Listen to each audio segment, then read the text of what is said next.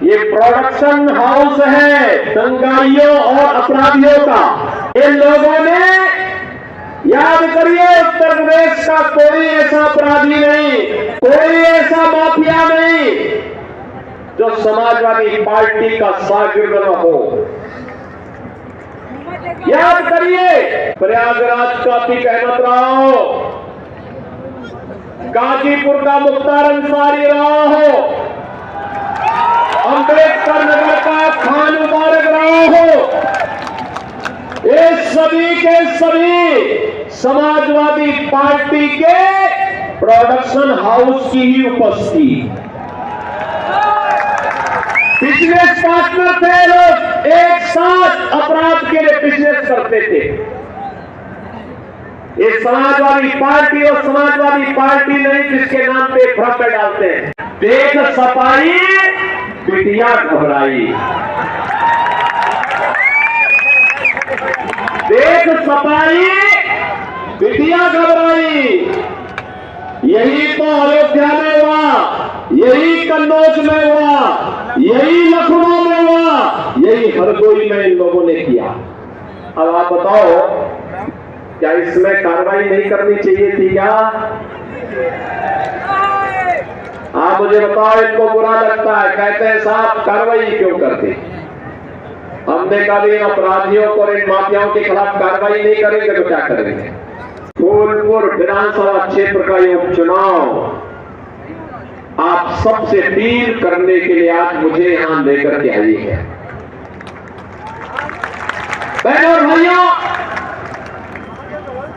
आपने देखा होगा 10 वर्ष में भारत की तस्वीर और तकदीर बदली है। 7.5 वर्ष में उत्तर प्रदेश की तस्वीर और तकदीर बदलने के लिए बिना रुके, बिना झुके, बिना टिके, बिना हटे ये डबल इंजन की सरकार कार्य की है। और अगर उत्तर प्रदेश का कायाकल्प हुआ है तो प्रयागराज भी उससे अछूता नहीं रहा। प्रयागराज में भी परिवर्तन देखने को मिला है। बहनों और भाइयों, याद करिए, कभी ये क्षेत्र, कभी उत्तर प्रदेश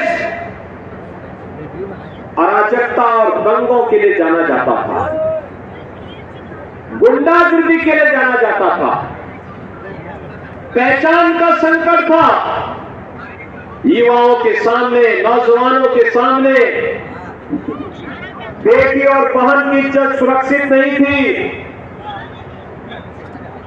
किसान आत्महत्या करने के लिए मजबूर होता था, व्यापारी असुरक्षित महसूस करता था,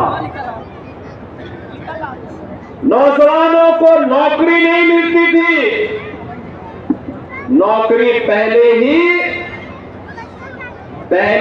नीलाम हो जाती थी। किसान शासन की किसी सुविधा का लाभ नहीं प्राप्त करता था, गरीब को राशन नहीं मिलता था। आप सोचिए, 10 वर्ष के अंदर मोदी जी ने देश के अंदर जो परिवर्तन करके दिखाया है, पिछले 7.5 वर्ष से उत्तर प्रदेश की जनता जनार्दन को इन योजनाओं का लाभ मिलना प्रारंभ हुआ।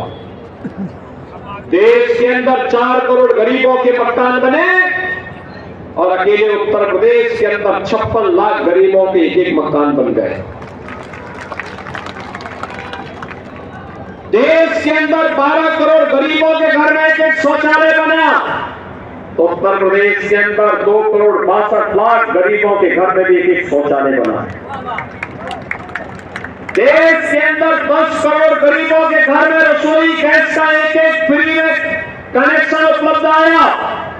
उत्तर प्रदेश में 1 करोड़ 86 लाख गरीबों को फ्री में रसोई गैस का कनेक्शन मिला और होली और दीपावली को फ्री में भरा हुआ सिलेंडर भी उन्हें मुफ्त में उपलब्ध हो रहा है। देश के अंदर 80 करोड़ लोग फ्री में राशन की सुविधा का लाभ प्राप्त कर रहे हैं। तो उत्तर प्रदेश में, बहनों और भाइयों, उत्तर प्रदेश में 15 करोड़ लोगों को इस सुविधा का लाभ प्रदान किया जा रहा है। इससे पहले पैसा कहां चला जाता था? इससे पहले पैसा कहां जाता था? स्वाभाविक रूप से सिपाही घराने के पास चला जाता था। उनके जो कारिंदे थे उनके पास चला जाता था। ये पीवीए नहीं, ये प्रोडक्शन हाउस है दंगाइयों और अपराधियों का। इन लोगों ने, याद करिए, उत्तर प्रदेश का कोई ऐसा अपराधी नहीं, कोई ऐसा माफिया नहीं जो समाजवादी पार्टी का शागिर्द न हो। याद करिए, प्रयागराज का अतीक अहमद रहा हो, गाजीपुर का मुख्तार अंसारी रहा हो, अम्बेडकर नगर का खान मुबारक रहा हो, ये सभी के सभी समाजवादी पार्टी के प्रोडक्शन हाउस की ही उपस्थिति। बिजनेस पार्टनर थे लोग, एक साथ अपराध के लिए बिजनेस करते थे। ये समाजवादी पार्टी और समाजवादी पार्टी नहीं जिसके नाम पे भ्रम डालते हैं। बहन और भाइयों, समाजवादी आंदोलन देश की आजादी के बाद देश के अंदर प्रारंभ हुआ था मूल्यों के लिए, आदर्शों के लिए। जयप्रकाश नारायण, डॉक्टर राम मनोहर लोहिया, आचार्य नरेंद्र देव, चंद्रशेखर जी, जनेश्वर मिश्रा जी, मोहन सिंह जी जैसे स्वनाम धन्य सोशलिस्ट और समाजवादी इस आंदोलन के साथ जुड़े थे, जिन्होंने लोकतंत्र के लिए काम किया, राजनीति की स्वच्छता के लिए आजीवन लड़ते रहे। ये आज की समाजवादी पार्टी तो माफिया और अपराधियों का जमावड़ा भर रह गया है, और इसीलिए तो प्रदेश के अंदर एक नारा निकल पड़ा है, देख सपाई बिटिया घबराई। देख सपाई बिटिया घबराई।